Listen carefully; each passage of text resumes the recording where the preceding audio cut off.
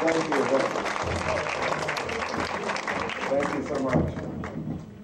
I just discovered recently sitting is better than standing, and when I had the surgery, I had to sit. Then afterwards, my knee got better. I said, I like sitting still. So I did ask lots of my patients that I know right here, is it better when I'm standing or sitting? They all said, sit down.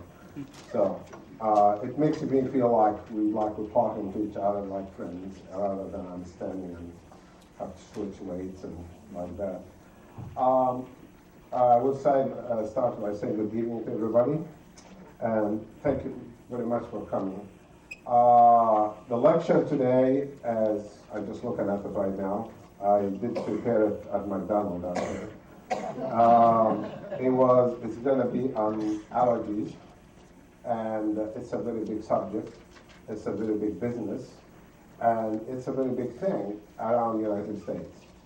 And the reason I said around the United States and Europe is because we don't see it anyplace else. We only see it here and Europe. We don't see it in Russia, we don't see it in South America, we don't see it in Central America, we don't see it in India, we don't see it in Africa. So if we only see it here and there, then there must be something we do wrong, or something we inherited wrong, or something we living in or around or we're consuming that we don't even know what it is. Some of you hear every day in the news about a medicine proven so safe, then suddenly somebody died. Or suddenly, like singular, somebody committed suicide. Who allowed these drugs to be in the market? Not you, not me. Somebody did. Are you following me or no? Yes. And there are more people dying from drugs in the United States than cancer or heart disease combined. So when the subjects came, we were talking, me and Joyce, about what can we lecture about. I told her we like to lecture about things that people suffer from in their daily life, because allergy is a big thing, in the United States. So I said, let's start with allergy and see what nutrition we can do to change the kids and adults, and then we start with that. Then let us talk about the other issues he mentioned to you, a couple more lectures we do. The reason we're giving 3 lectures before June is because we only had one missing when I had my surgery, so I'm making up for that because we do give 4 lectures a year, 2 before June and 2 after September. And I always start with Milwaukee first, and if I have enough time, then I will go to Chicago, and if I have enough time, then I can go to Iowa or the West. So I'm limited who to go to, and the first place always I come here.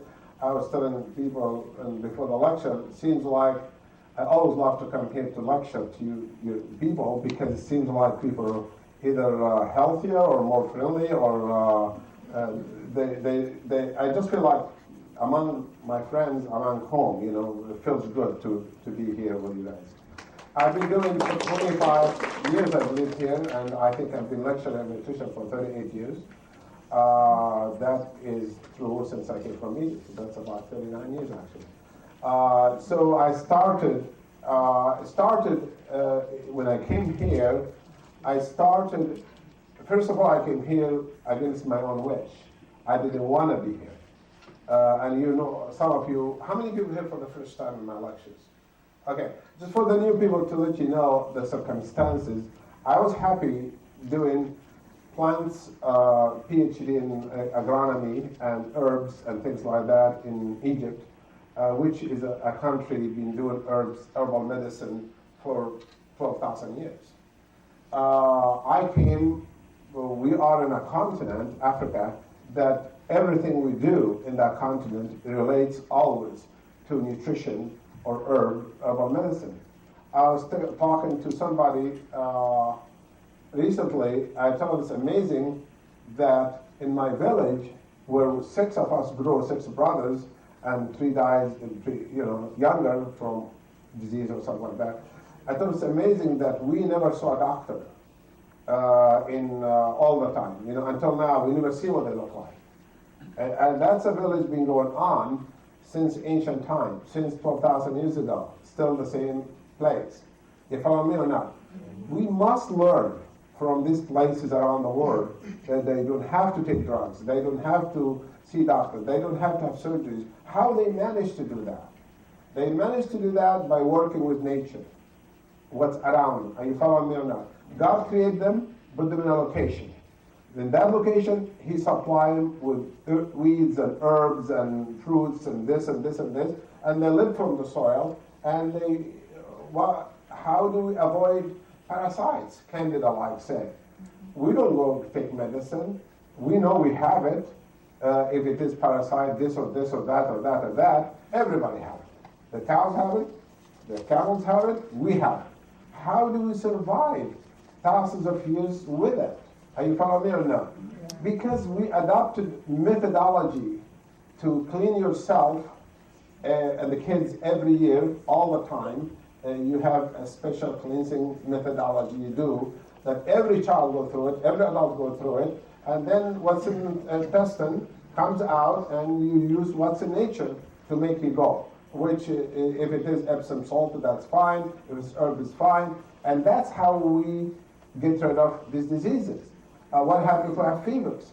So we have weeds and herbs and things like that. What happens if we have headaches or pain? There are things for that. Are you following me or no?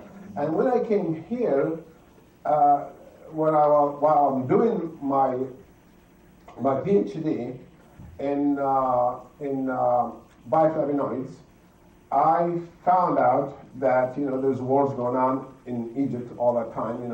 Always wars in the Middle East anyway. Then I find out that I don't have anything to do with the war. I don't have anything to do with killing, because my job is saving lives. My PhD is how to save lives. Bioflavonoids. That's when the bioflavonoid was first discovered. We only discovered bioflavonoids in 1968 when I came. So only 3 bioflavonoids were discovered at that time. That's what I did my PhD on. Now we have over 10,000 bioflavonoids, discovered. But that time we were the leaders. I remember when I graduated from Cairo University, and I have very high score in biochemistry of plants and perfumes and herbs and all the stuff. They took the top 20, who was out of 5,000, which I was one of them, and they said, okay, you guys, the top 20, you're going to be specialized studying plants and herbs and everything in chemistry, how they're made, how God made them, and how can we use them and what benefits, because we are a poor nation and we must make more of that available in the diet so people don't develop disease. This is when I came to my PhD, I got a letter says you've been accepted for that, and I, of course, the 20, only 2, 3 got a position, and the rest have to go out, no job. They went to the industry. We knew that when we got in, the 20 of us, we knew that only 3 gonna get a job, and the other 17 will not have a job. They have to. This is something was new. Biochemistry of plants, biochemistry of this was something new, and they can't afford putting us in factories that they're not used to our experience. So what they say, 3 of you. I was one of the 3, graduated, very high degree. Then I got a letter in the mail after waiting 6 months. I didn't know if I ever gonna get a job.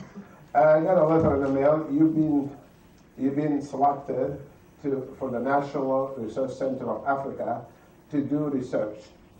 Report that day, that hour, see that doctor. So I went in and knocked on the door, and the door opened up, and all I see is all these plants and experiments and the scientists working with this plant and this plant, this herb, this. It's just like a dream come through when you study theoretical and you go to practical. Are you following me? You see the light. I said, gosh, you mean they taught you this in school and you really see it, with your eyes? There are people who do that kind of research. It's so difficult. So when I see all of that, and I went around and I went to the professor, and then I sat in a chair. He said, I didn't know him So I just was there to introduce myself and listen to what he's going to say. So I'm saying, my name is so-and-so. I am the one who selected me to do PhD in your unit. Unit means plant physiology unit that does research on herbs and vitamins and everything. And I'm your selection. What do you want me to do? So he said, well, let me introduce myself. I'm Professor Darwish, who I am the Dean of the university, and I'm also the Dean of the School of Pharmacognosy. And for you who knows English more than me, there is pharmacology, means drugs, and pharmacognosy means herbs. So human race lived since Adam until 100 years ago on pharmacognosy, herbal medicine, nutrition, and all that. That's how we survived. Only when drug companies got involved in profit-making methodology, they copied nature, then they could not patent their copy unless they make it different. You follow me or no? So when they want to make something, they will take something natural and then they will mix it with a chemical like DDT or kerosene or gasoline or any chemical that is dangerous, and they heat it together. So the product can be used like nature, but it's different. And they say that's safe. And that's how drugs taken over around 1900, start 1920, something like that, drugs start taking over. By 1951, the only two osteopathic schools were left in the country that time, because the AMA was sure to destroy all the osteopath schools and keep the medical schools only for degrees MD. But DOs lost their credential unless they change their mind and go back to drugs, then we can accept it. This is why the DOs, when I see them these days working, I said, I feel sorry for you. You used to be good, now you're bad. AMA did it to you. He said, yeah, I know that, but that's the way we live. So I start learning from him that there is a substances in food that can prevent disease. And there are substances in food can cure disease. And we start to research that way. So he said, you go with another professor, she came in, his name is Fatima, and I said, you work with her for 4 years, and then in 4 years I see you to give you a degree or not. So that's the first time I saw him. The last time I saw him when I came to America. So just when I'm finishing my PhD, working with her, then the war broke, and then all of a sudden the Russians came to Egypt to help Egypt. They were not really helping Egypt, they came to convert them to communism. So we realized that it's true we have war with Israel, but Israel, at least, they believe in God and the Jews, and we can live with them next door to them. That's okay. We did it for years, but we don't want those people who don't believe in anything to control us. So the whole country became revolutionized. So I'm one of them who revolutionized that, take demonstration against the Russian troops to get out of Egypt in the streets of Cairo, and then we get arrested or whatever. They open the bridge when we over the bridge so we can all fall in the water and all this stuff. So anyway, we struggled, and then we could not succeed.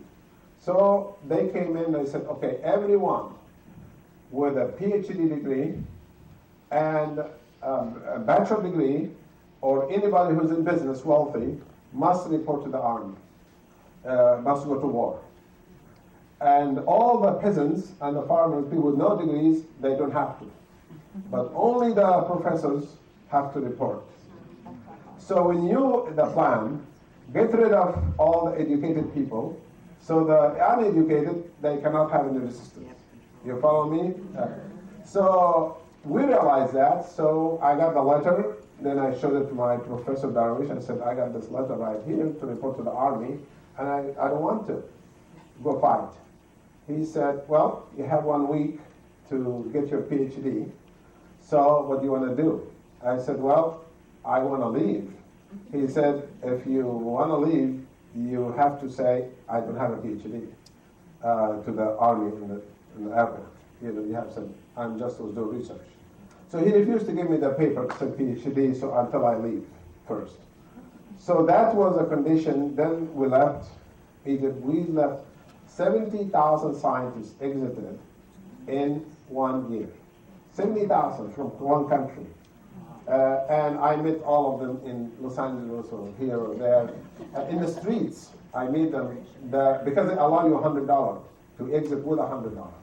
And you find yourself a country. So that time, the door was open in all the embassies. United States Embassy was open to us, Canadian Embassy, Brazilian Embassy, Australian Embassy. Every embassy was open to welcome us to come. So you get your visa, immigration visa, within a week. Like, show me your credential, we show, okay, you've been approved. So the approval was so rapidly, every country was grabbing scientists, as many, because it takes over close to $1 million to graduate a scientist. That how much it costs a country. You follow me or not? So to get them free, that's like we did with Germany in World War II, that's very good, So I came. Unfortunately, they didn't know how to welcome us. They said, you're on your own, you take care of yourself, there's no place to live, there's no this. I said, that's not what we're told. I said, well, you're on. So, but I believe in God, I believe there is a way, and it's going to happen, and that happened, and I was helped by lots of American people, lived with them, and they took me to their homes and everything like that. Because I go there with three-piece suit, I have my PhD, and I walk in a factory, and then he says, your English is bad, we can hire you. You walk to another place because you only have $100, you have to be sure that you don't spend it all in 1 week, you have to spend it in 3 months. So you have to be careful. Then you go to another one and say, your English, of course our English is bad because I didn't speak English in Egypt. But you're the one who told me to come. So they said, no, you're on your own. My brothers who went to Canada or Brazil, they had a different arrangement for my immigration. They had a place to stay, and they have training, and they have English, they have all of that. We didn't have it here. You here? Yeah, you're on. Okay, that's fine. That really was shock. But my first job I can get is actually cleaning floors in a factory with a PhD, clean bathrooms. Because a guy who came to interview me for the job, I was a biochemist, he said, I don't like Egyptians, so the job is not for you, but you can clean bathrooms if you want to. I said, you know what? I only had $3 left with me, then I take the job. Because I told them, I taught them a lesson. Because the difference between me and those people who clean bathrooms is my dad sent me to college, their dad did not. But we were both human, we're all the same. And I would do a good job. I'd be the best janitor you have.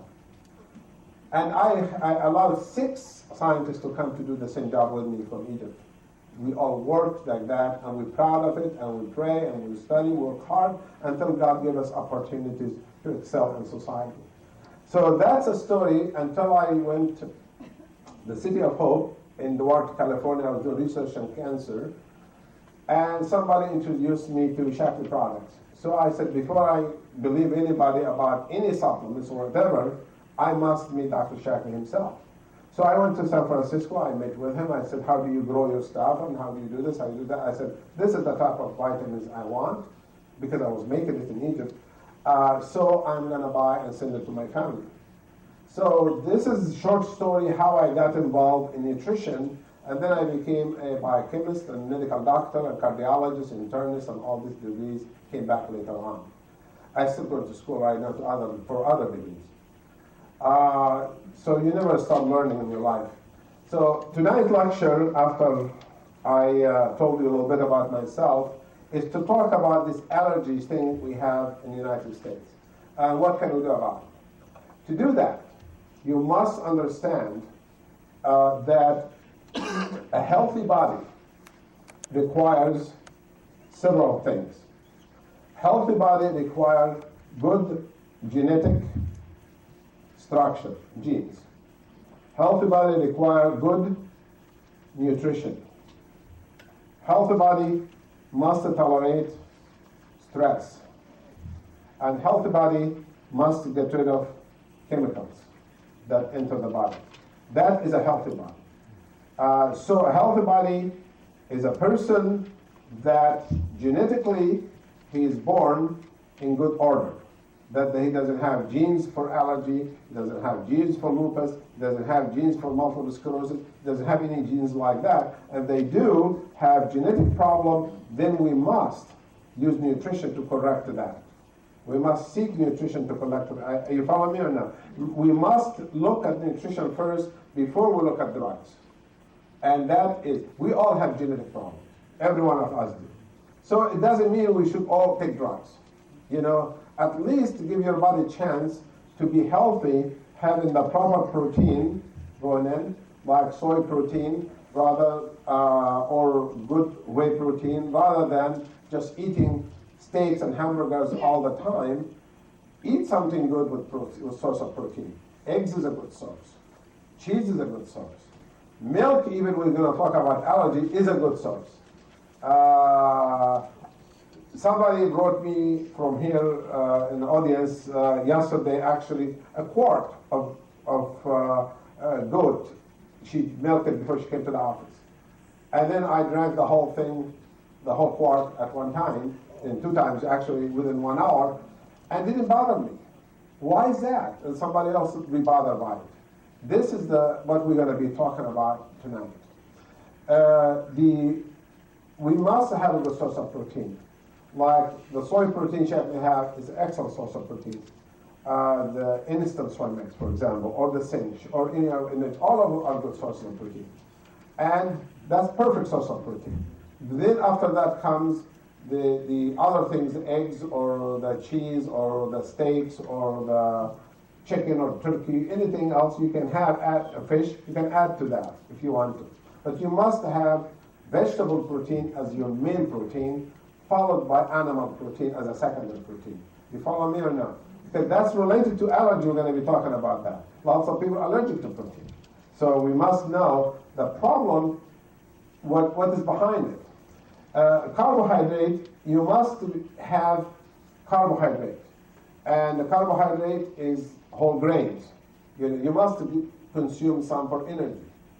But we're going to be talking about sugar in the next few lectures, I think, and maybe next lecture, the one after that. That is not the thing we want to consume a lot of it, but we need grains. Fat, we must consume good amount of fat. But what kind of fat? In protein, there is good and bad. In carbohydrate, there's good and bad, and you knew that already. In fat also, there's good and bad.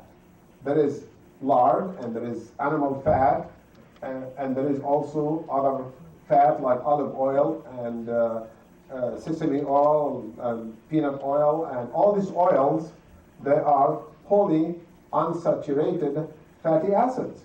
And polyunsaturated fatty acids, it means they are unsaturated, means they have the ability to grab chemicals from the body to detoxify the body. That's what oil does. Oil, first thing it does, detoxification. Second thing it does, it's important to build hormones inside the body, and energy. So there is good and bad in that also. Then we must have enough minerals in the diet we eat. So I'm right now taking the lecture from the end, bring it to the front, then we're going to go back through the allergy. Are you following me or not? So this is the minerals. We must be sure there is enough minerals, major minerals like iron, calcium, and stuff like that, and trace minerals. Because trace minerals are important. Zinc, important for the immune system. Magnesium is important for the heart. Manganese is important for the immune system, and so on. There is 55 trace minerals we need to consume. And Shaklee have managed to put it in all in one vitalizer unit for the people to consume all of this trace minerals. There is also good and bad minerals. You probably heard about coral calcium from the coral reef. Then there is nothing worse than coral calcium, because where does the waste in the ocean goes to? The bottom. What's in the bottom? Coral. So the calcium is full of aluminum, it's full of lead, it's full of aviation, it's full of mercury. Whatever the ship does, it goes in the coral. And then Japan especially had the Hiroshima and bomb and Nagasaki bomb, so there was radiation around the country. Where did the radiation go?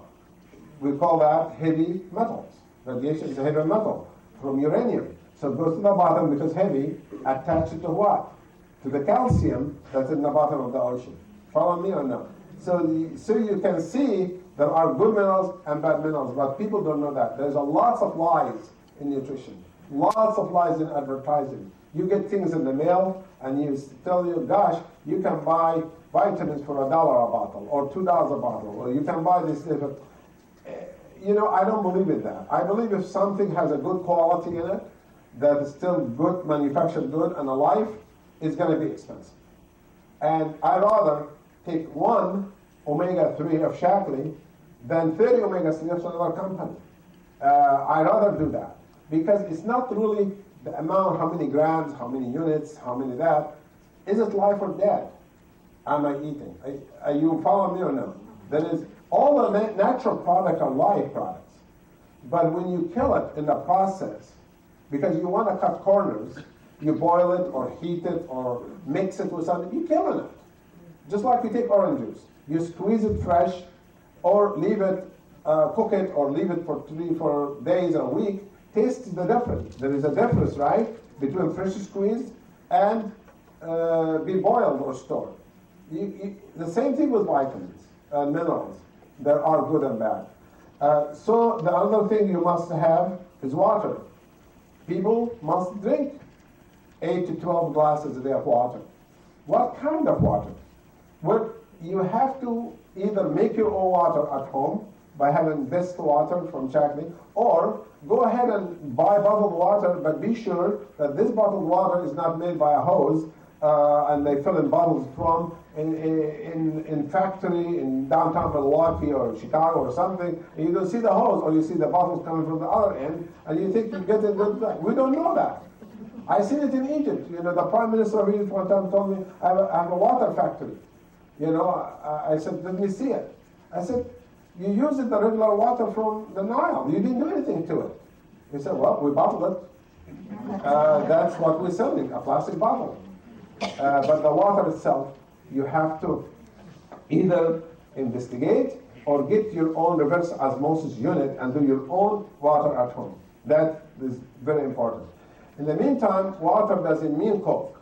In the meantime, water does not mean beer. You know, because people drink, liquid, I'm thirsty, I'm going to have beer. Well, there is nothing more stupid than that, because alcohol in beer makes you urinate more than you started with. For every can you drink, you use 2 cans of urine. Another can, you use another urine. By the end of the night, you are so thirsty, what would you drink? Water.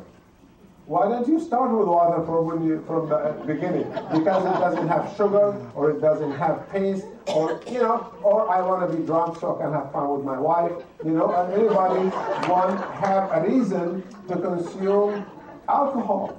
To the point that my patient asks me sometimes, they ask me, how much alcohol can I drink? Imagine if you're the doctor, you see 20 patients a day, full of cancer, full of heart disease, full of strokes, and all of the stuff, and they ask you how much alcohol can I drink. You almost want to say, get out of here. You know? I told them, you drink as much as you can take from cocaine. Okay? So if you allow alcohol, then allow some cocaine. Both going to make you feel good.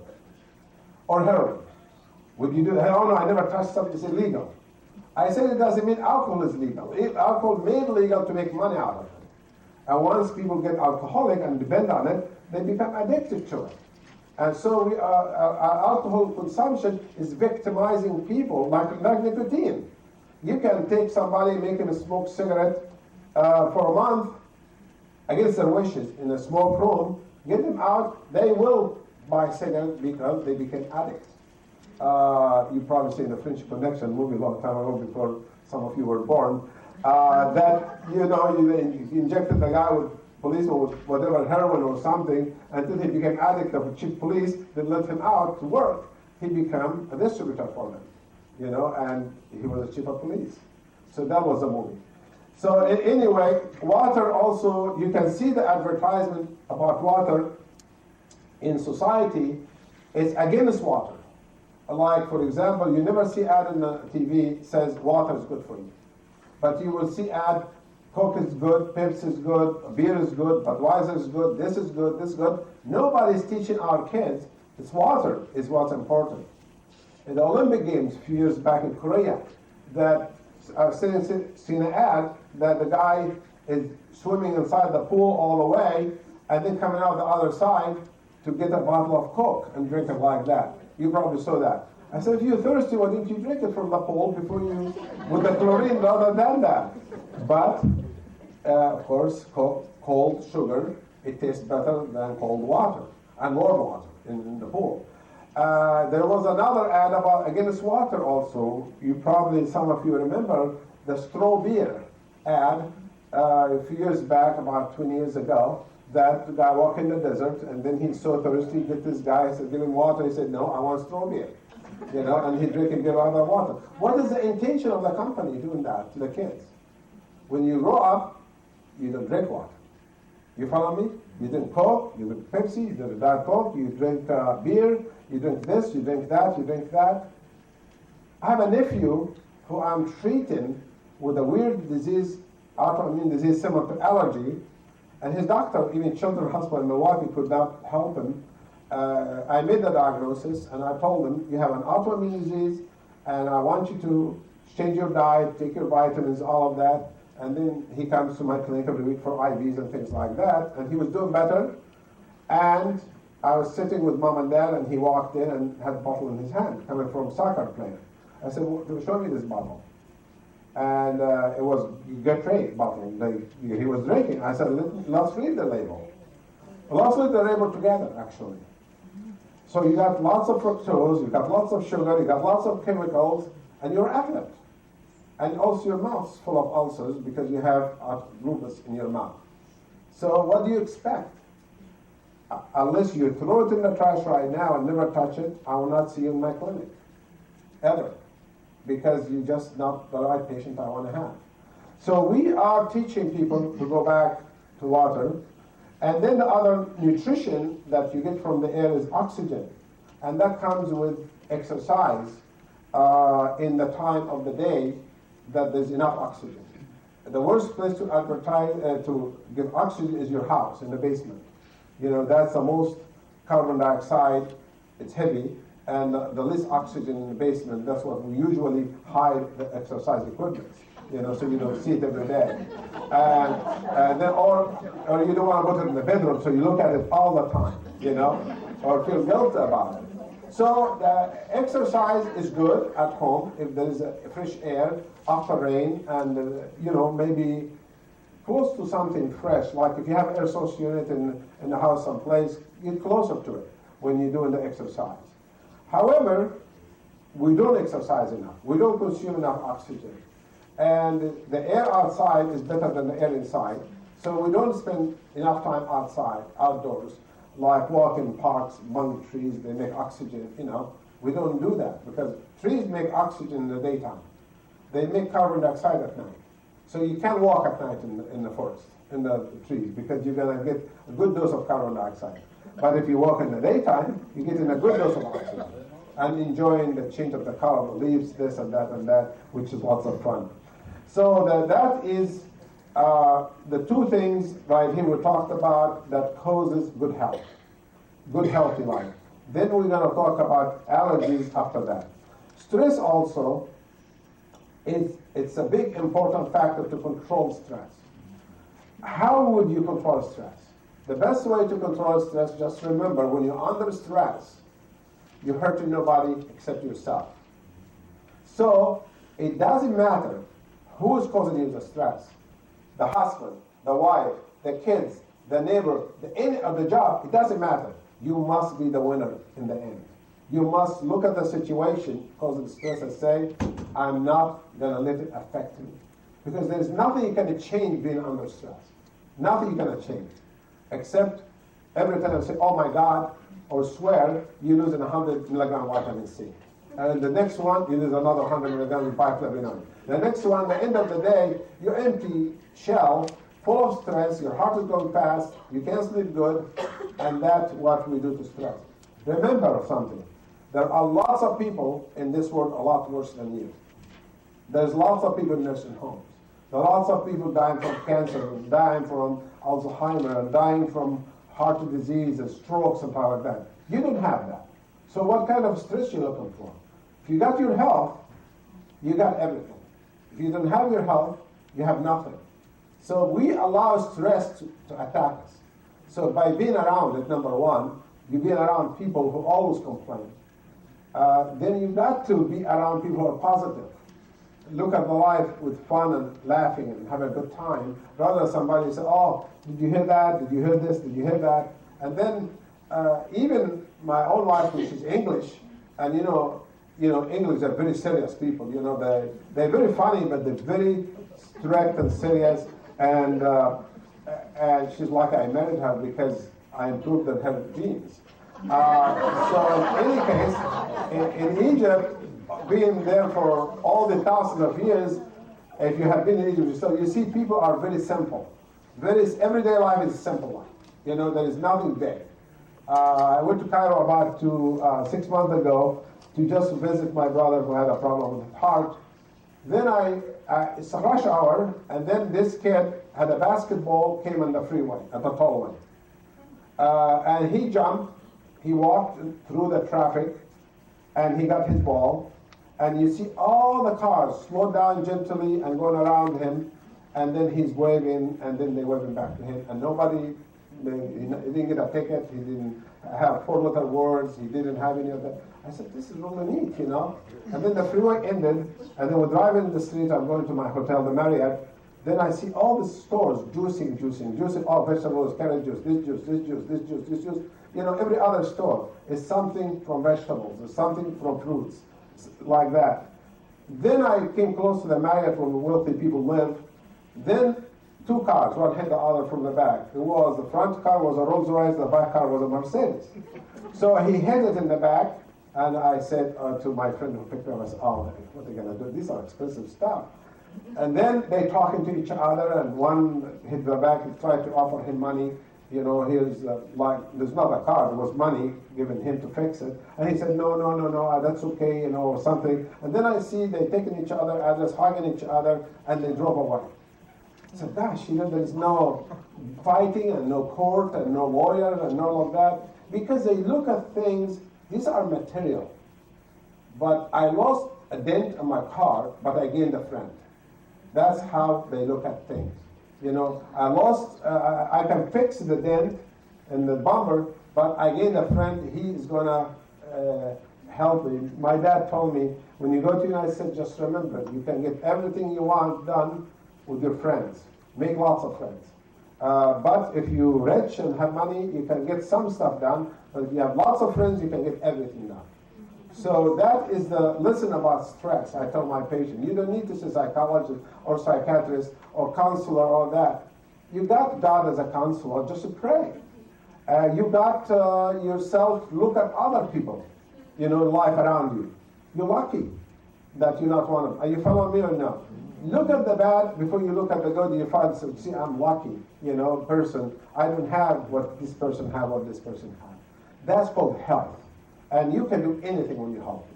But once you lose it, believe me, you are miserable. Because if you're in a nursing home, you don't want to be like that, of course.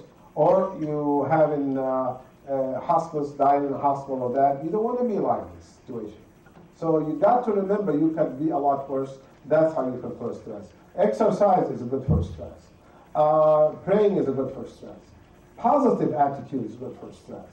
Are you following me or no? Yeah. So this is important issue in allergies also, because when we talk about allergy and autoimmune disease in adults, there is lots of these things missing. Poor genetic thing, poor nutrition, lots of stress. It could be stress from inside, like pain and itching and sneezing and all of that. It could be from outside, stress like the school or the parents or the family or whatever, you know. But you have to understand your health has to be important to you. I remember when I became 50 years of age, I got my wife, I got the kids with me to my 2 daughters and the grandchildren. I said, okay, from now on, I'm going to take care of myself first, you all second. Every one of you, including my wife, you all are going to be second, I'm going to be first. And I want you, to my wife, you want to be first, and I'm second. If you don't take care of yourself, you're not good for anybody else. So I said, okay, if you have good news, tell my wife, give it to me. If you don't have bad news, keep it for yourself. Because, she said, you enter, and she said, do you know what the grandchildren did? I said, okay. What did they do? They said they touched the wall. I said, we can clean the wall. I said, okay, here you go again. You don't accept anything. I said, no, because it's stress. You give me some good thing God did to us today. Here you go again. I said, yeah, we can talk, we can laugh, we can sing, and there are kids, let them have fun. And then we can wash the wall, we can paint the house. It's not a big deal. You see what I mean? But I came from a society that this is the way we live. Basic stuff, simple stuff. You live in a farm that your mother will cook a bread in adobe oven and give you a piece of bread, and you'll go to the garden and find yourself food. You get this vegetable, this tomato, this, and you gather and you put it in a sandwich and roll it and eat it. That's your lunch. So this is the simple life. And the life we live right now is full of stress. It's full of just everything is stress. When I drive on a highway, sometimes I go to give a lecture or go to a conference. I'll go to work. And I see that everything is closed or ice or something. I just slow down as slow as I can, stay in the right lane, and let it be what it be. I'm not going to change anything. Are you following me or no? Yes. It doesn't matter if I get there or not. That doesn't matter. I matter is I'm alive. I'm not in a ditch. I'm not in an accident. I'm not unhappy. And that's how you look at life. Be positive, please, in everything you do. And you will see that your immune system, we're going to be talking about in a minute, going to improve. Then I want to tell you about the chemicals. Also, we have lots of chemicals in our air and food and water. We do have lots of it. So we need to purify our diet. Eat fresh vegetables. Try to clean the vegetables from the pesticide and the chemicals being washed in, and use basic H when you do that. To try to clean the air by putting ozone unit, air source unit in the house. Try to eat food that has less chemicals in it. If you don't know, simplify yourself. I'm not saying if you travel across country and you're hungry so bad, don't stop in McDonald's. You can stop in McDonald's because they have the best bathrooms. But in the meantime, you look at the menu, there is some chicken, let me have some chicken, there is some salad, let me have some salad, and you don't have to have that guilt feeling, gosh, somebody's going to see me in McDonald's, like you committed a crime or something. No, we are human. We need to enjoy life the best we can. But if I have McDonald's right there, Taco Bell next to it right here, this is a bean sandwich and this is a beef sandwich, I'm going to go to the bean sandwich and eat that instead of that. Are you following me or no? If I find a store next door, organic food store, so then I go there and get some bread and get some whatever they have, natural, make my sandwich and eat it and so on. You have to be practical, that you cannot be a robot. Allergy people are robotic people.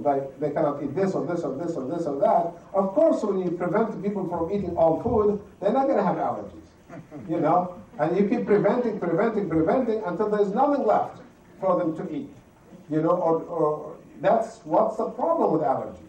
There is so many things prevented. Right now, there is even people allergic to peanuts. We never heard that in the history of humanity.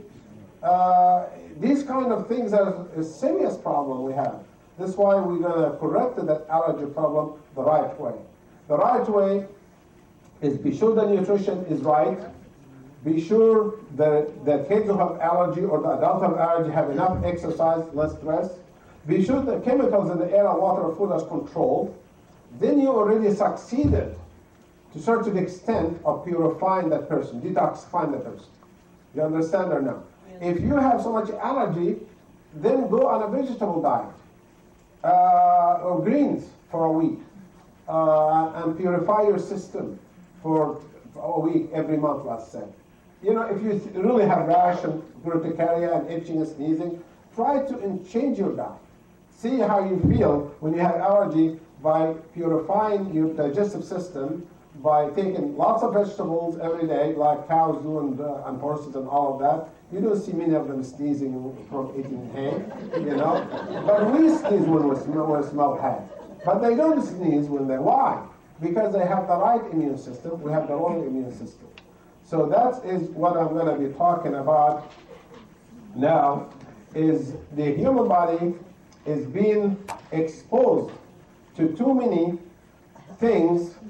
Also, I forgot to mention in this here, another thing contribute to allergy is, we probably can make another triangle right here, infections. Infection also can make allergy worse, such as strep throat and infection of candida, infection of other different kind of germs can lead to also allergy because your immune system goes down. We know that, for example, we have linked herpes virus, the cold virus, we have linked now to multiple sclerosis. So now we can treat the people who have multiple sclerosis with nutrition and immune globulins rather than let them suffer from it. Another thing I want to mention to you, to some of you, is the difference between the diet that we have now, nutritionally, and the diet of our ancestors. I want to show you the difference. This diet, in this diet right here, this here, is our ancestor diet 200 years ago and before. This is our diet right now. You take the potassium, is a mineral, give you lots of energy in your muscles, your heart. They used to consume 10,000 milliequivalent of potassium a day, our ancestors. Now we consume 150 a day. You see the difference between us and them. We used to consume, let's leave the salt, they used to consume less salt than us. The fibers, they consume from vegetables 100 grams a day. Right now we consume 9 grams a day. So you know the fibers like salads and all the stuff, they do lots of good things inside the intestine. The salads and vegetables, they scrub it, they clean it, they do lots of things, they take chemicals out, they take candida out, they take parasites out, and the digestive system is 70% of the immune system. We give a lecture here on Optiflora one time, and we talked about that Optiflora, the Shaklee have it in the vitalizer now, that it does coat the intestine, but having fibers with it will make it work better. So how are you going to have fibers? Just taking Metamucil or taking Shaklee fibers? You can take Shaklee fiber if you want to. However, eating a bowl of big salad is better than taking any fibers. Number one, the taste is better, you're having fun eating it, and you want to enjoy it, and after you ate it, you're full, then you don't have the space for bread, you don't have the space for steaks, because you started with a big salad. And that's what I do with all my meals, 100% all the time. My meal always starts with a big salad, and if I'm alone, I will make it myself, or I'll go to a restaurant and have the big salad, then go home and eat. By the time I go home and I have the big salad, I'm not hungry. Then I lose lots of weight. Then I don't want to lose lots of weight, then I have to eat some bread or something to keep the weight on. So that's how I detoxify my body every day, by the fibers. Look at how much fibers we're missing. Do you think fibers, eating lots of fiber, will help allergy patients? Of course it does. Because what's fibers made of? Cellulose, right? If you know a little bit about chemistry, fibers made from cellulose, that is a carbohydrate molecule, the green ones, you see it in alfalfa, you see it in vegetables, it's called cellulose, and we don't digest cellulose. We can't digest cellulose. Only cows can digest cellulose. If you have a horse, you give him alfalfa that is moldy, he will die from it, which I raise horses, so I know that. We don't give moldy hay to our horses. For our cows, we give them all the moldy hay because they have 4 stomachs. They can handle the cellulose where the horse cannot. So we have only one stomach. So we're not going to digest cellulose. So all the vegetable you eat, the vegetables means greens, that's what I'm talking about, is made of cellulose. So what is cellulose? Cotton is cellulose. So if you're eating cotton, what does it do inside the body? What does a good thing about cotton in life you notice about it? Like napkins. They absorb both water and chemicals and oil. They absorb both. They absorb lipophilic, means they love oils, and hydrophilic, they love water. So it's double thing it does inside the body. If there's fat coming in, it will absorb it and take it out. So if you're going to have a meal like a turkey dinner in Thanksgiving and you want to enjoy your meal, start with the salad, then finish with the turkey. Because the turkey is going to have some skin that you like to taste it. We all love to have a little bit of fat in the diet. That's okay, because your stomach already has a foundation of vegetables that all this fat is going to come in, is going to be absorbed by the cellulose, and you're not going to digest it, and you're not going to absorb it. It takes it out with it. So that's what the good thing about cellulose. Cellulose also, it happens that you ate a salad, but when you're drinking, eating an apple, like say after that, but the apple has chemicals on it, pesticide being sprayed on it. The fibers will absorb the pesticide before it goes in the blood. So they are anti-everything. So cellulose, that's what it does. The carbohydrate, our carbohydrate is different from theirs, but fat, they consume 22% fat, we consume 40% fat. Their fat was basically salmon or oil or olive oil or something like that in older days. Our fat is basically hamburgers and saturated fatty acids, basically bad fat. So this is the diet between us and them. So if we have this diet, if we have allergies, which we do have allergies, if we take statistics right now, and I'm going to go back to 1800, and now it's 2000, let's forget about 2008, just 2000, approximation like that, you will find the allergy was going like this until 1900. No allergy. And now the allergies are going like this. So what do you learn from that? You learn from that something very important, that the chemicals in our food between 1800 to 2000 went like this: no chemicals and chemicals, and air and water. So can these chemicals we have contribute to our allergy? You can see it in front of you, right? It does. Then we look at the amount of good quality protein we consume. The good quality protein went like this and went down like this. We switch from beans and lentils to steaks and this. And if you go to Africa, you want to really see the people who suffer the most in the world are the people who were occupied, colonized by the British, which I know they colonized Egypt, and I've seen my great-grandfather being hanged in front of me by one of them. Even I married one of them. She's not was responsible for her ancestor dead, but I have to rub it every day. I said, look what your ancestor doing, And she gets mad with that because she loved the queen. So in any way, anybody loves the queen, they need a psychiatrist. Have you ever seen a British passport? Anybody of you know British people? Look at the passport, what it says on it. Subjects, not citizens. Subject means a slave in English. And I said, look at your passport, you're a subject. You don't even have a citizenship like us in America.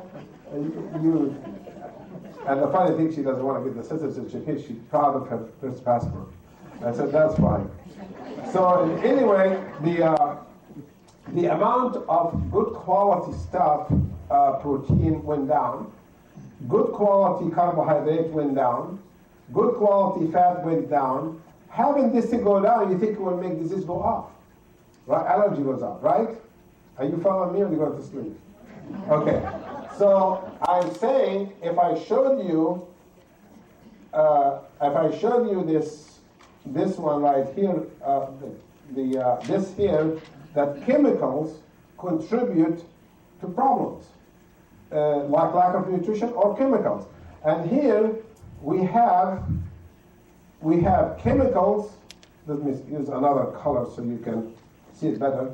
We have another chemicals, and this is in the water and food and air, which I talked about that, going up, right or wrong? Right, going up. Read the label. And then we have nutrition going down, water consumption went down, everything, exercise went down, because in the old days there was no cars. In here, there's no cars. You have to walk. So you're healthy. Here, you have a car.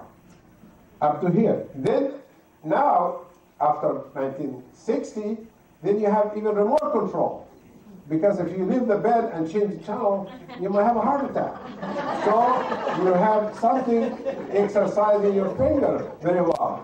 So it is one of those things that you got to learn, that exercise means you park your car the furthest way from the shopping center and walk to that. Not the closest space, the farthest space. Because that's your chance of getting the heart to pump, because haven't seen exercise for a year. So in any way, this is the conditions we are in, right here. So how do we correct it?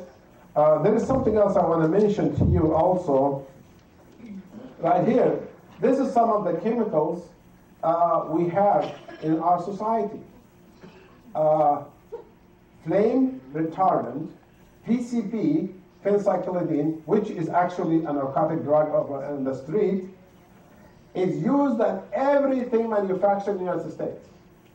Even this leather suitcase, this case, probably my suit, I have it on it and everything, because that lobby of PCB manufacturer, which is Monsanto, whatever drug company are, they're so rich, they force the Congress to approve things in the side. PCB is a drug that found in 100%, I don't know if you saw that or not, because, okay, you see right here, someplace right here, that it says that PCB found in 100%, right here it is, found 100% of mother milk. 100% of mother milk in the United States has PCB. And the regular milk cow milk has PCB. And the sperm whales in Antarctica, the south, 3,000, 4,000 miles away, down deep, have also PCB in their body. We not only polluted our food, we polluted our ocean and air. And that is why we must be intelligent. Electing anybody to the Congress or White House, even I go get my rewards as Physician of the Year from the Republic, from George Bush and all of that, I still get the reward, but I don't like him, because he did not do good enough for my people, my patient on Medicare, which 70% of my patients on Medicare. So I have to worry about them, what's going to happen in their life in the future, and there's nobody doing anything.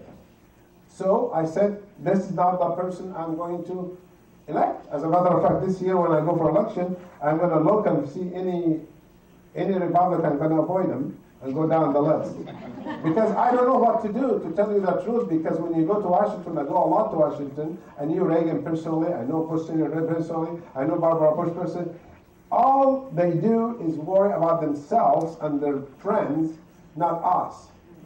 When I sit with them at the table, dinner, I'm sitting with senators and all of the stuff, what they do on the table is so silly, being senators, pinching a waitress passing by in the leg, and you are representing Chicago, Wisconsin, and you're doing this kind of thing. What kind of a person you are? You follow me or not? They're so fake, that they're not one of us. They act like they are. If they want to go to church, they will hang their cross and they go there and pray and all that. If they want to go to the Jewish temple, they put the thing on with it. You know, they are so fake wherever they go. This is why I don't think we're going to have any change in our environment unless we be activists. And anybody who are anti our environment, we're going to say no. It doesn't matter if you're Republican or Democrat or whatever candidate you are, you're not my kind of guy. Are you following me or not? Because I'm going to vote for whoever protects America in disease, not security issues. Because 1.5 million die every year from drugs. We don't have 1.5 million die from 9/11, but we have 1.5 million die from drugs. Who is the representative talking about that? Who's going to do? Yeah, I mean, when somebody talk about it, then the media trash them, you know, about environment, that they are so anti-capitalism, is so bad, you know, they're talking about clean air. Who said we should have a clean air? Well, our water just fine. When I see that on TV, I feel sad, because these people are supposed to tell the truth, not to be phony, you know. And unfortunately, there's nothing I can do except to myself, and every one of you have to clean this society before our grandchildren come. They're not going to have anything. You heard about the statistic came a week ago. 31% of women in America have venereal disease. 31% have venereal disease. Was announced last week. You thought that's a disaster. Are you following me or not? Because when people get married, they don't think about that. Then they spread it to the children and this and that and that. There's a lot of things we are doing wrong. Ethically, we're doing wrong. Morally, we're doing wrong. If people believe in God, they wouldn't do what they do, you know, on a daily basis. They just will have some kind of conscience that is immoral. What is wrong for a boy to approach a girl and say, I want to marry you. I don't want to date you. No. He want to have fun first, then let her go to the second one. These are the kids in colleges doing that nowadays. And when we have got out of society, the society will go down. And unfortunately, that's apparently what's been happening right now. For some of you who know a little bit of chemistry, these are the reactive oxygen. Are the reactive oxygen species. What does it mean, reactive oxygen species? It means free radicals. You know, you heard about free radical? Everybody knows what's free radical? Anybody doesn't know free radical, raise your hand and I'll explain to you. Explain to you? Okay. A free radical is a chemical found in environment that is unstable, it's radical, it has to attack somebody to be stable. Like for example, hydrogen peroxide. What's the difference between H2O2, hydrogen peroxide, and H2O, which is what? Water. What's the difference between H2O2 and H2O? One extra oxygen in the hydrogen peroxide. Just that extra oxygen is not normal. God didn't create hydrogen peroxide. We made it. So that extra oxygen, what does it do when we put it on the skin? It kills infections. We want to kill infection, we use that. That's called a free radical. A radical is something unstable. Atomic bombs, what do they do? Radiation. Radiation creates these unstable atoms in the atmosphere. You walk and it hits you in your skin and your eye, then you lay on the beach and going through your body, these radioactive substances that are free radicals. We already have enough problems with free radicals. TV emit free radicals, computer emit free radicals, radio station emit free radicals. We can counter some of that stuff with antioxidants like vitamin C or vitamin E or vitamin. We can counter that. But to counter DDT and counter pesticides and counter such strange chemicals, this is something dangerous. This is the free radicals we have in the air and the water of United States, right here.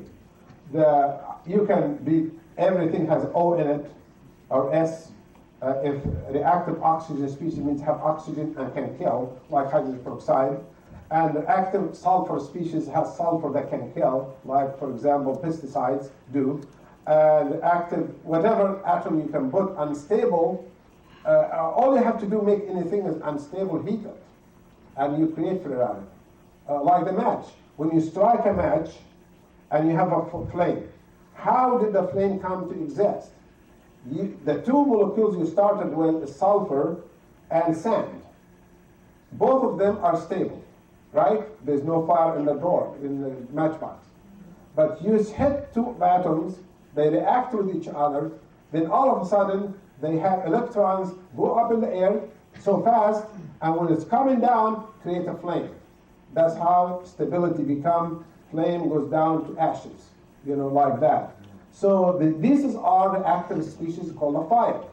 You put your hand in it, you get burned because it's a free radical, and you're not supposed to put your hand in a fire. So that's how simple I can make it to you. That's what free radicals is. So these free radicals right here, it has antioxidant defense mechanism exists in the human body, and then.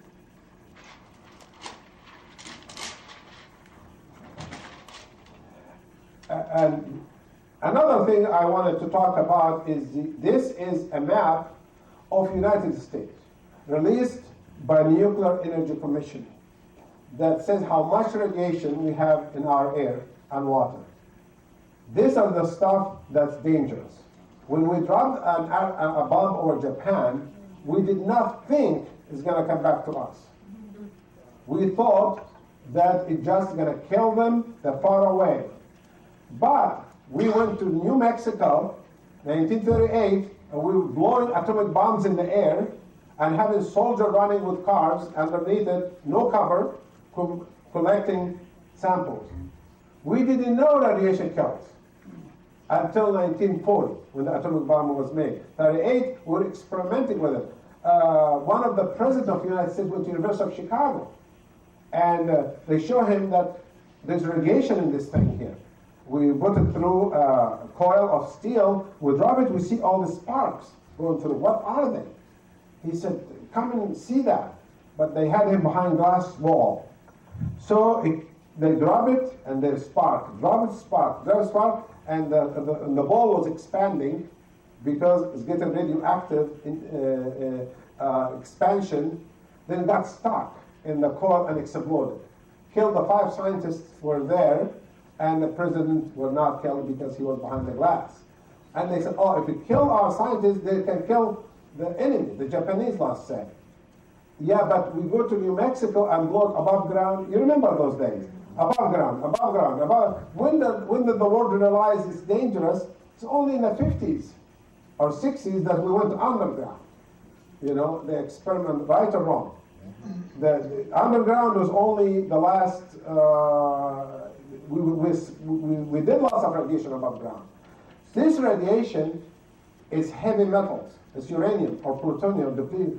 What's the half-life of them? How long for the plutonium or uranium to become stable that it doesn't hurt us? 1 million years. So if we release the radiation in a river, Mississippi River, how long it takes before we can drink the water of Mississippi River? 1 million years. We had Savannah, Georgia. We're making nuclear bombs in Savannah, stored in cardboard boxes in the backyard of until somebody found radioactive turtle 40 miles away. A scientist found it when they're looking for something, and they find it. They took it, and they find that there's radiation in it. Then they didn't know that the factory of DuPont was storing nuclear waste in cardboard boxes until somebody in 2020 came in from the Nuclear Energy Commission itself, from DuPont, and he announced it in 2020. Then he was fired next day, and then very fast they put it in lead and contained it right away. what did they do with it? They stored it in Washington State in 10-foot concrete casing underground. Then 20 years later, the radiation leaked out through the concrete, went outside. And the farmers in the area were having lots of problems with their health, allergies and cancer and you name it. Then when people complained so much, then the government bought the land, all the land, and told them we buy it with double price, triple price, don't worry, get out of here. And they put another casing around it. Well, the second case is 20 years ago, it also leaked through it. And now it's 70 miles from Columbia River. Columbia River, that's a river that gives Washington State and Oregon and California their water, and Nevada. So how many people live there? So this is the air right here, the fallout I'm showing you. And the yellow means the little radiation is blue. The lots of radiation is yellow. The extreme radiation is red. So lots of radiation, which state here we can see that doesn't have radiation? It's almost none, right? It's all the country. So if we have more radiation here, we should encourage people to consume antioxidants and vitamins, because nutrition can counter radiation very easy. You know, vitamin E can counter radiation from uranium. It's anti-free radicals. I showed it to you right here, the nutrients in the body that's anti-free radical right there. Our body can get rid of radiation. But how many people not consuming vitamins E and C and bioflavonoids and all of omega-3, or how many people, only 1% of the country consume supplements. 99% doesn't even think they need it. So that is 1%. That's include the good vitamins, quality vitamins. The other vitamins, maybe another 20% consume bad quality vitamins, and 80% don't consume any. So this is one of the problems that I have to show you. For when American Journal of Medicine published that problem of free radicals and disease and DNA damage and allergies and all of that, it was 1994, and that was by Harvard Medical School. And this is the announcement they done. They found out that having all these chemicals, you see ROS right here? Do you see that up there, ROS? Reactive oxygen species, means what? Free radicals. Free radicals attack the DNA. Everybody here knows what the DNA is, or should I explain that? You would explain? DNA is the nucleus inside every cell that has life. Once you damage it, you will have cancer. Your kids will have cancer. You cannot allow the DNA to be damaged. That's the secret of life that God made. It cannot be damaged. So I will show you in a minute what it looks like. When the radiation of the free radical attack the DNA and RNA, it causes diseases. So the aging problem, arteriosclerosis, the inflammatory disease, the immune disorder like allergy and all of that is caused by what? The chemicals. We can counter it with what? Antioxidant. You said it, so I don't have to bring this picture. But we have found out there are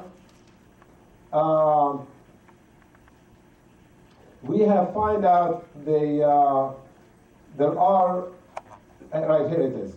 There are a number of DNA repair enzymes. We discovered that the DNA can repair itself. We didn't know that before. They discovered there are a number of DNA repair enzymes. Enzyme is vitamin, by the way. Vitamin and coenzyme is mineral together.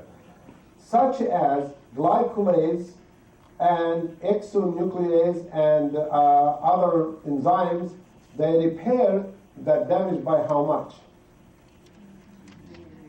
99%. So the creator who created us to rule the earth also give us the protection inside to stay healthy in an environment that does not even deserve to exist. Because we polluted the water, the air, and the food to the point that, even in area where you have the Iraq war and all of that, all the bullets we shoot, it has depleted uranium in front of it. You heard that or not? It has uranium in it, depleted uranium. So the soldiers who carrying these bullets and exposing his testicle and ovary and all of that, has been radiating himself with something he doesn't even know about it. Iraq, they're walking with these bullets that have depleted uranium in the tip of it. And this information we discovered through activists in nutrition and environmental thing. We discovered the thing not from the government. We discovered our own. So we measured the amount of radiation in the first Gulf War was disaster in the sand of Saudi Arabia because the sandstorm goes on and on and on, and the radiation, heavy metal goes attached with the sand. When you inhale it, you have a problem. So our soldiers were exposed to chemicals they didn't cause themselves, that we did cause it for them. Now, I don't know how much radiation in Egypt now, how much radiation in Israel, how much radiation in Iraq and all these places, but it's just a disaster area of more radiation even than we have right here. This is why I don't go to live there. I said, no, you stay here, and I stay in the United States with my radiation. So we can counter the radiation, the damage, by what? Nutrition. Antioxidant, we can. Okay, it says right here, and then let us show the lady who told me she doesn't know what the DNA is. I show you. First, I'm going to draw a picture for you, then I show you. Every cell in the body, here is the skeleton, and here are the legs, made of bone, the bone made from cells. Inside the cell, there's a nucleus made of what? DNA. And RNA is outside. Okay, this DNA cannot be disturbed. You can disturb the cell, the cytoplasm, but you cannot disturb the DNA. Because the DNA, once it's disturbed, is permanent, genes after gene after gene. You got cancer, you got lupus, you got all of this allergy stuff. It's all DNA damage from chemical. Then your body want to get rid of it somehow, which we'll talk about that in a minute. This body is covered with what? Skin. The skin also made of cells. Also have DNA in it. So if you're laying on a beach and something like that, and there's radiation coming through, there is some DNA damage in the skin. So the skin develops lesions, and you see it, tags and all the stuff from these chemicals. Inside the body, right here, I say my favorite thing I always say, there are something here in the hands some people don't have. The bread. I've been saying that for 25 years. And then also, because you talk to people about nutrition and they argue with you. So if they argue with you about nutrition, you have to wonder if there is something there or not. And inside here, the digestive system comes out, made also from cells. The liver is here, the heart is here, and lung and all this stuff. Everything in the body made from cells. This is what a cell looks like, one cell. This is the real cell in front of you here, and that cell is made of the nucleus right here, which has what in it? The DNA. And then there is protection right here, the wall right here. You see the wall have hands like that. You see the hands coming out like this. I don't know, if I take this off, you can see it. Everybody see the hands in it? Those hands actually the omega-3 in the wall of the cell to grab chemicals and get rid of them. Okay, that is what the hands are. Vitamin E and omega-3 together. And then you see right here what is happening. The body collects all the chemicals coming in with antioxidant, put it in a case right here, and move it to the front. It's coming out in the blood. You see that red stuff coming out? I don't know if you can see it or not. That is the free radicals being destroyed and coming out to the kidney and liver to get rid of. So our body is equipped, well equipped, to handle the problems we're talking about. We are well equipped, but the problem is we have so much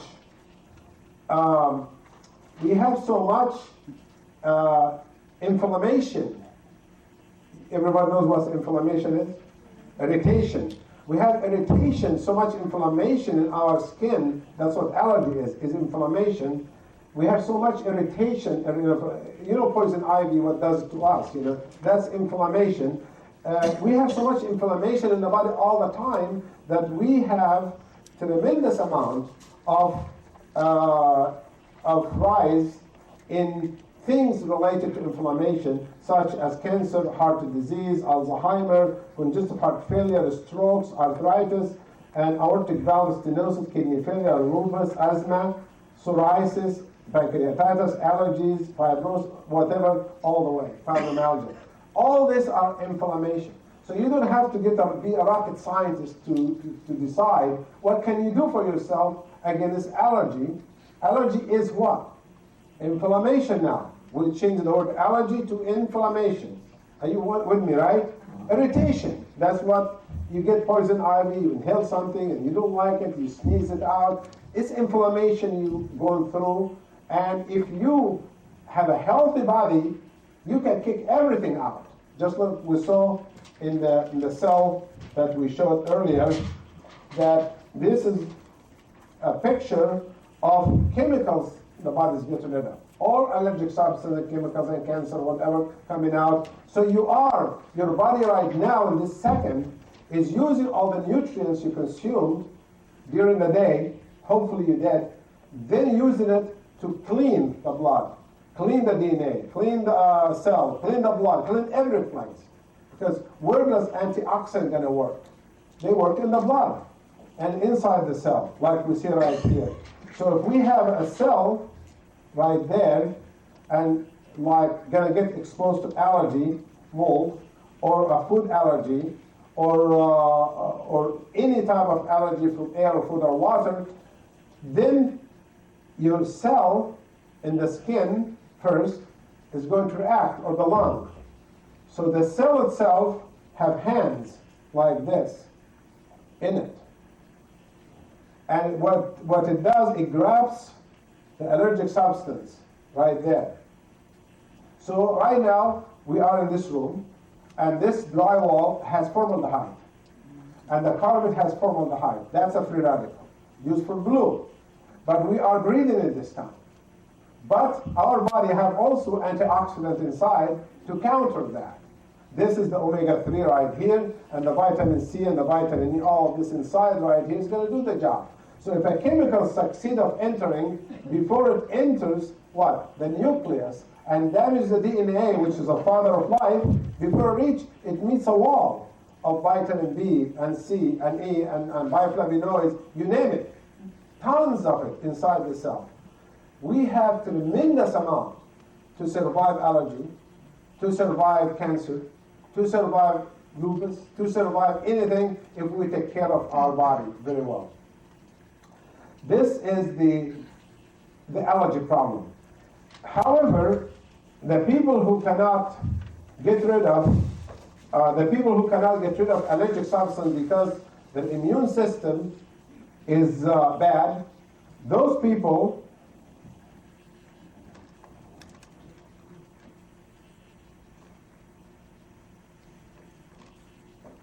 just need more transparency, that's all. Those people who have the allergy, their skin or their lung or the part of the body, they have the hands also like us, because every cell has some hands in it. But instead of getting rid of the allergic substance when it attaches right here, and instead of doing that, it takes it inside the cell. It absorbs it inside, because the wall of defense is not there. You follow me or no? Once the allergic substance enter here, it creates tremendous amount of reactions inside the cell get disturbed. Inflammation start to occur like flames inside the cell. They still start releasing histamine and bradykinin, cytokinins, and all the things that make you itch and sneeze. And your body is trying very hard to sneeze it out, to get it through the skin, to get it through the lung. You're trying to do that, but in the meantime you feel miserable. You don't know what to do. So what to do is what I said in the beginning. That's why I'm telling you the lecture is, I did decide to make it backward, and it's 1 hour and a half already. So maybe we should split it to 2 lectures.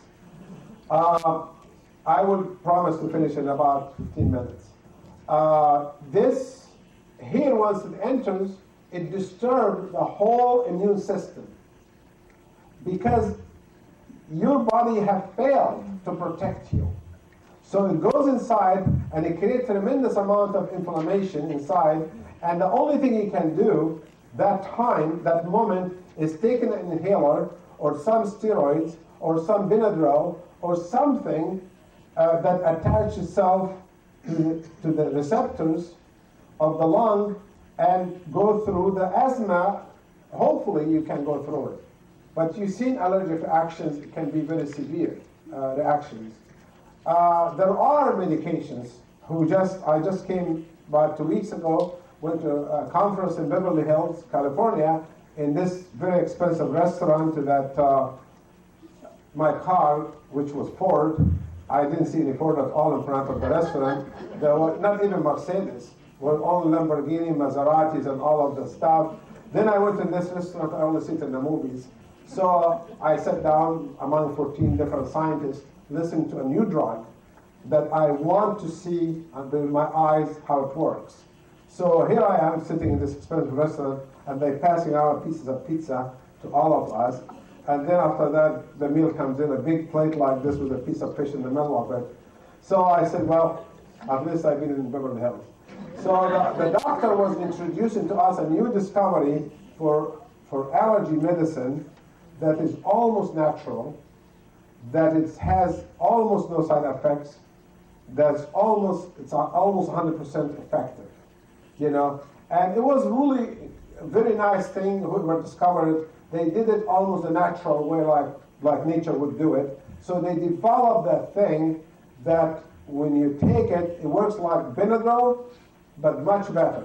It attaches itself to all the cells that for 1 day. And then when the allergic substance comes, it has no place to attach. Then the person doesn't have the reaction. So I tried it on my son-in-law first to see, because I like him and he has allergies, and sneezing. I said, okay, you're a good nurse, you really know your stuff in medicine. How about if I give you this medication, see how it works? And within 2 hours, he was not sneezing anymore and all of that. He was very impressed, but I told him the vitalizer then is better than omega-3. You have to think that. He was anti-Shaklee before. Now, overnight, he became pro-Shaklee. Where's this vitalizer in the kitchen? I told him, oh, over there. So this, we can use drugs, but allergy shots, what does it do? Allergy shots, basically, you're taking the stuff you're allergic to and inject it. Desensitize your body so your immune system can recognize it better. So allergy shots is an expensive way of dealing with issues. Another thing expensive, avoiding it. Like say, I'm not going to drink organic milk at all. Never. Who said that's bad for us? We've been drinking milk on this earth since Adam and Eve. You follow me or no? Since when milk became our enemy? Or peanuts, or strawberry, or oranges, or vitamin C, or this, or this. You hear about all kinds of allergies. And if you prevent everything you eat, you got nothing left to eat, except maybe alfalfa. So in allergy, the question is not what drugs to give, what allergy shots to give, what medicine to give. You can take it, no problem, but try to improve the health, like we said in the beginning of the lecture. Nutritionally, and also getting rid of the chemicals in the air, water, and food, and exercise and all the stuff we talked about. The other things that I wanted to show you, because we don't have lots of time, that allergy, it does affect the whole body. Yeah, when you look at the whole nervous system in the body, it's all have nerves attached to it, and allergies get transferred through the blood and nervous system to go and cause reactions every part of the body. And here is a really nice picture to understand the killer cells. We all have killer cells in our body swimming right now. This second, every one of us have 7,000 killer cells in every drop of blood. Every one of us have that much soldiers going around the eye, the brain, the nose, the lung, and traveling all the time. 7,000 traveling soldiers right now. There is 100,000 spare soldiers attached to the endothelium of the walls of the arteries and veins, ready to come out to help. You follow me? This is why we really don't worry so much about infections when we are dealing with holistic medicine, nutrition in my office. I don't worry about it because even the flu this year was very strange flu. Probably some of you had cough and sneeze and wheeze and cough for a long time, because the bug this year, even you had the flu shot, which doesn't work anyway, you had it done, you still get sick more when you have it than when you don't have it. And none of my patients get shots at all. We don't believe in that at all. We said, okay, either your immune system gonna get better or you should die. You know, there's no choice in between. You know, either you're gonna work with me to get through of this problem, or just don't come back. Because if you don't improve your health, that you can fight little allergy, then you are in trouble. Allergy means a failure of the immune system, basically, to help you. Here is a picture of the killer cell right there, seeing allergic substance swimming in the blood, or a germ. This cell, you see in the left-hand corner right there, it has sensation inside it to detect the strange